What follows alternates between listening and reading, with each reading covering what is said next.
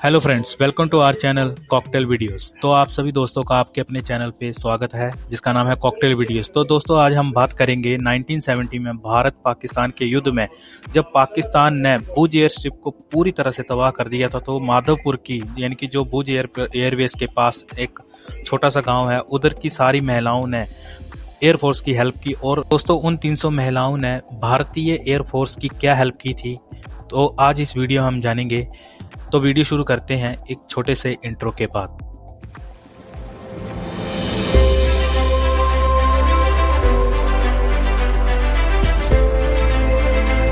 तो दोस्तों इस टॉपिक पर एक फिल्म आ रही है अजय देवगन की जिसका नाम है भुज द प्राइड ऑफ इंडिया, अगले महीने रिलीज होने जा रही है। आपको पता ही है बॉलीवुड में स्टोरी को कैसे प्रेजेंट किया जाता है, नाच गाना नमक मिर्ची डालकर और उसको जरा मसालेदार बनाकर पेश किया जाता है। तो इस वीडियो में हम जानेंगे एक्चुअली स्टोरी क्या थी, एक्चुअली घटना क्या थी और वहाँ के स्थानीय लोगों ने यानी कि माधवपुर की महिलाओं ने और बच्चों ने कैसे इंडियन एयरफोर्स की हेल्प की थी। 1947 में विभाजन के बाद पाकिस्तान दो हिस्सों में बंटा था, वेस्ट पाकिस्तान और ईस्ट पाकिस्तान। ईस्ट पाकिस्तान जो अभी बांग्लादेश है, 1947 के बाद ईस्ट पाकिस्तान में बहुत सारी प्रॉब्लम थी, तो उस वजह से वे ईस्ट पाकिस्तान अलग होना चाहता था और वह आज़ाद होना चाहता था। तो 1970 तक आते आते ईस्ट पाकिस्तान के लोगों में भारी गुस्सा और अच्छा विद्रोह शुरू हो चुका था, जिसके बाद 1971 यानी कि 1971 में उनको आज़ादी मिली। 1970 में पाकिस्तान में आज़ादी का मूवमेंट पूरी तरह से यानी कि ईस्ट पाकिस्तान में आज़ादी का मूवमेंट पूरी तरह से पीक पर था, जिसको वेस्ट पाकिस्तान जो अभी पाकिस्तान है उसको वेस्ट पाकिस्तान उस समय ईस्ट पाकिस्तान में जाके उसको दबाना चाहता था। तो उसको दबाने के लिए ईस्ट पाकिस्तान में आर्मी भेजी थी और इस मूवमेंट को दबाने के लिए लोगों पर अत्याचार किए, जिसके कारण लोगों में गुस्सा फूट पड़ा था और शुरू हो गया वॉर ऑफ लिबरेशन यानी कि बांग्लादेश की आज़ादी के लिए लड़ाई शुरू हो गई थी। भारत की तरफ से ईस्ट पाकिस्तान में जो आज़ादी के लिए लड़ाई लड़ रहे थे, इनकी जो इनके आंदोलन करता थे उनको भारत की तरफ से पूरी हेल्प थी, पूरा सपोर्ट था और उसके लिए मुक्ति वाहिनी का गठन किया गया था जिसको भारत का पूरा सपोर्ट था। दिसंबर आते आते ऐसा लग रहा था कि भारत इस युद्ध में पूरी तरह से इन्वॉल्व हो जाएगा और पाकिस्तान यही चाहता था कि भारत को भी इस युद्ध में हराए। इसलिए वे दोनों तरफ से भारत के सैनिकों के साथ लड़ाई करना चाहता था, यानी कि दोनों तरफ से भारत के सैनिकों को अंगेज रखना चाहता था, यानी कि ईस्ट पाकिस्तान के बॉर्डर की तरफ से भी और वह वेस्ट पाकिस्तान बॉर्डर की तरफ से भी भारत पे हमले कर रहा था। यानी कि पाकिस्तान ने भारत को दोनों तरफ से अटैक किया हुआ था। पाकिस्तान की यही रणनीति थी कि भारत के सैनिकों को दोनों तरफ से इंगेज रखा जाए ताकि भारत की सेना दो हिस्सों में बढ़ जाए और भारत अपने बॉर्डर एरिया पर थोड़ा कमजोर पड़ जाए, जिसका फायदा उठाते हुए पाकिस्तान ने 3 दिसंबर को प्री एमिटिव एयर स्ट्राइक कर दी। जबकि इस युद्ध में भारत और पाकिस्तान की सेनाएं ऑफिशियली इस युद्ध में इन्वॉल्व नहीं थी, लेकिन पाकिस्तान ने पहले ही एयर स्ट्राइक करके भारत के एयरफोर्स बेसिस पर अटैक कर दिया और ऑपरेशन चंगेज खान को अंजाम देते हुए पाकिस्तान एयरफोर्स ने भारत के 12 एयरफील्ड पर अटैक कर दिया, यानी कि कंटिन्यूस ने बमबारी की एयरफील्ड पे और सारा एयरफील्ड के जो मैक्सिमम एयरफील्ड की एयर स्ट्राइप्स थी यानी कि रनवे था वो तबाह कर दिया। ये सारी एयरफील्ड जो पाकिस्तान के बॉर्डर के साथ लगती थी, जैसे जम्मू कश्मीर से लेके गुजरात के भुज तक, ये एयरफील्ड अमृतसर, अंबाला, आगरा, बीकानेर, जोधपुर, जैसलमेर, पठानकोट, भुज, श्रीनगर, बाड़मेर, इन सभी जगह पर पाकिस्तान ने हमला कर दिया था और इन सारी एयरवेज का जो एयर स्ट्रिप था वो तबाह कर दिया था। मतलब भारतीय एयरवेज के सारे रनवे जो थे वो डैमेज हो चुके थे, वहां से फ्लाइटें यानी कि हमारे लड़ाकू विमान टेक ऑफ नहीं कर सकते थे। लेकिन पाकिस्तान ने पहले मौका उठाते हुए भारत की इन एयरफील्ड पर अटैक कर दिया और बुरी तरह से इन एयरफील्ड को तहस नहस कर दिया। ये सभी एयरफील्ड पाकिस्तान के बॉर्डर के साथ लगती हैं, लेकिन जो आगरा की एयरफील्ड थी वह बॉर्डर के काफी अंदर थी, लेकिन पाकिस्तान ने उस पर भी अटैक कर दिया था और इसके साथ साथ पाकिस्तान ने कश्मीर पर भी हमला कर दिया था। 3 दिसंबर की उसी रात प्रधानमंत्री इंदिरा गांधी ने ये अनाउंस कर दिया कि India is at war with Pakistan, यानी कि पाकिस्तान के साथ लड़ाई शुरू हो चुकी है। उसी रात को यानी कि 3 और 4 दिसंबर की रात को भारत की एयरफोर्स ने भी काउंटर स्ट्राइक शुरू कर दिया था। लेकिन भारत के सामने अब मुसीबत ये थी कि जितने भी एयरफील्ड थे उनका जो रनवे था वो पूरी तरह से तबाह हो चुका था। इन सब में सबसे ज़्यादा डैमेज हुआ था भुज एयरबेस पर, यानी कि भुज एयरबेस की सारी जो एयर स्ट्रिप थी वो तबाह हो चुकी थी। वहाँ से एयरफोर्स के प्लेन टेक ऑफ करना नामुमकिन के बराबर था। लेकिन इन हमलों में हमारे जो एयरक्राफ्ट थे वो सुरक्षित थे, उनका ज़्यादा नुकसान नहीं हुआ था, वह लगभग सारे के सारे ही सुरक्षित थे।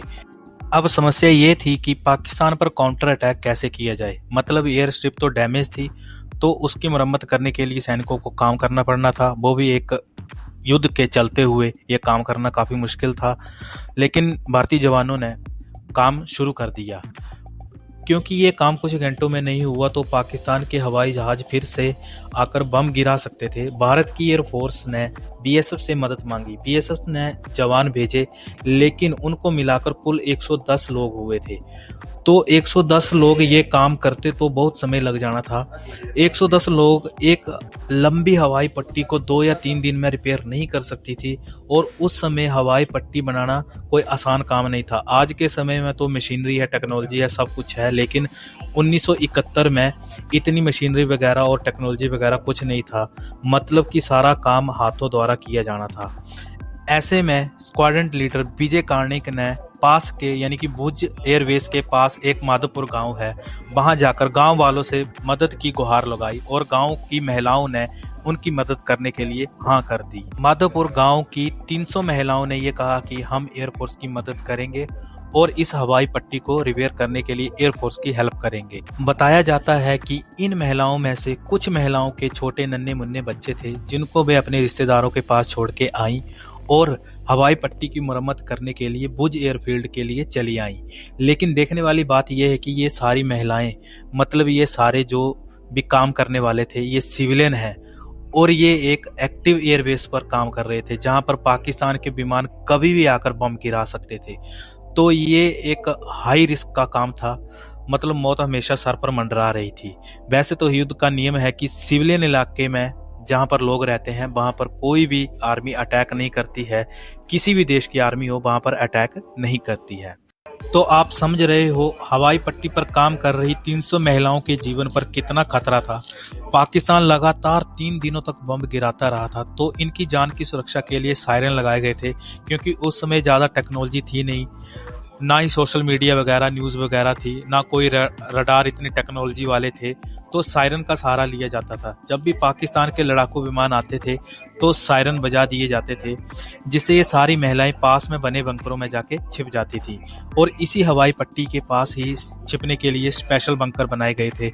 जरा सोच के देखिए, आप 24 घंटे काम कर रहे हो और आपके ऊपर कभी भी बम गिर सकते हो। Just imagine level of threat. तो जब भी सायरन बजा तो ये सारी महिलाएं जाके बंकर में छिप जाती थी। और ये सब सिविलियन थे, इनको ऐसे खतरे की कोई आदत नहीं थी। जबकि आर्मी वाले तो ट्रेंड होते हैं, हर चीज़ के लिए, हर खतरे के लिए ट्रेन किया जाता है, जबकि सिविलियन ऐसे खतरों के लिए ट्रेंड नहीं होते हैं।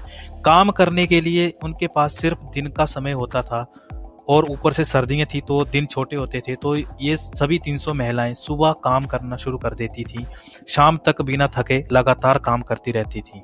इन 300 महिलाओं की वजह से ही सिर्फ 72 घंटों में ही हवाई पट्टी को रिपेयर कर दिया, यानी कि 72 घंटों में ही हवाई पट्टी की मरम्मत कर दी गई। पिछले कुछ सालों में इन महिलाओं ने इंटरव्यू दिए तो इन्होंने कुछ किस्से भी शेयर किए। उन्होंने बताया कि जैसे हम काम करते थे तो ग्रीन कलर की साड़ी पहनते थे, जिससे कि पेड़ पौधों का और उनके कपड़ों का रंग एक जैसा हो जाए। तो जब भी पाकिस्तानी विमान आए तो उनको छिपने के लिए, जैसे पेड़ पौधों में छिप गए तो उनका रंग पता नहीं चलता था कि कहाँ लोग हैं, कहाँ आर्मी वाले हैं। क्योंकि ये आर्मी फील्ड में काम कर रहे थे तो इनको भी आर्मी वाला ही समझेगा कोई बाहर का जो आएगा। तो ये ग्रीन कलर की साड़ी पहन के काम करती थी। इन महिलाओं ने ये भी बताया कि एयर स्ट्रिप जो थी, हवाई जो रनवे था, उसको मरम्मत करने के बाद उस पर गोबर का लेप लगा दिया ताकि जमीन और मतलब कि हवाई रनवे का एक जैसा कलर हो जाए, जिससे कि जो भी पाकिस्तानी विमान आएगा तो उनको पता नहीं चलेगा। यानी कि जब भी पाकिस्तानी विमान आएंगे तो उनको हवाई पट्टी और जमीन में फ़र्क समझने में थोड़ा टाइम लगेगा। तो इस हवाई पट्टी को 3 दिन में ऑपरेशनल बना दिया और यहाँ से इंडियन एयरफोर्स के प्लेन टेक ऑफ कर सकते थे। चौथे दिन एयरफोर्स के विमान पाकिस्तान में बम गिरा रहे थे। पाकिस्तान चाहता था कि भारत को वेस्ट में पूरी तरह से एंगेज रखे, यानी कि जो अभी पाकिस्तान है, जो अभी रियल वोटर है प्रेजेंट टाइम में, उस तरफ पूरी तरह से एंगेज रखे और अच्छा नुकसान करे। ईस्ट की तरफ यानी कि जो अभी बांग्लादेश है ईस्ट पाकिस्तान में, उसकी तरफ भारत का फोकस जो है वो कम रहे। लेकिन ये सारा प्लान पाकिस्तान का चौपट हो गया। मतलब पाकिस्तान ईस्ट और वेस्ट दोनों तरफ हार रहा था। इंडियन आर्म फोर्स का पूरा ध्यान ईस्ट पाकिस्तान की तरफ था और भारत ने इस ऑपरेशन को 1 हफ्ते के अंदर ही सक्सेसफुली पूरा कर लिया और बांग्लादेश को आज़ाद कर दिया। आप इन महिलाओं की तस्वीरें दे सकते हैं और बाद में इन 300 महिलाओं को सम्मानित भी किया गया। 16 दिसंबर को बांग्लादेश आज़ाद हो जाता है और ये वह फोटो है जो हर भारतीय ने देखी होगी, जहां पर lieutenant general AK Niazi surrender paper पर साइन कर रहे हैं और साथ में फोटो में पीछे भारतीय जनरल साहब खड़े हैं और साथ में बैठे हैं जनरल जगजीत सिंह अरोड़ा।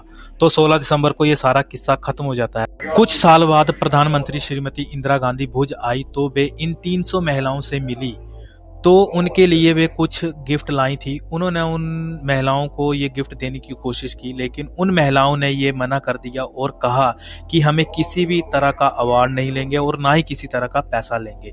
ये हमारे देश के प्रति कर्तव्य था, हमारे देश के लिए ये एक जिम्मेदारी थी जिसको हमने निभाया। तो उसके लिए हम कोई भी गिफ्ट नहीं लेंगे। कुछ साल पहले इंडियन एयरफोर्स ने भुज शहर के एंट्री गेट पर इन महिलाओं के सम्मान में वीरांगना स्मारक बनाया है, जो कि बड़ा इंटरेस्टिंग है। इंटरेस्टिंग इसलिए है कि देश में सिविलियन के सम्मान के लिए एक स्मारक बनाया गया है।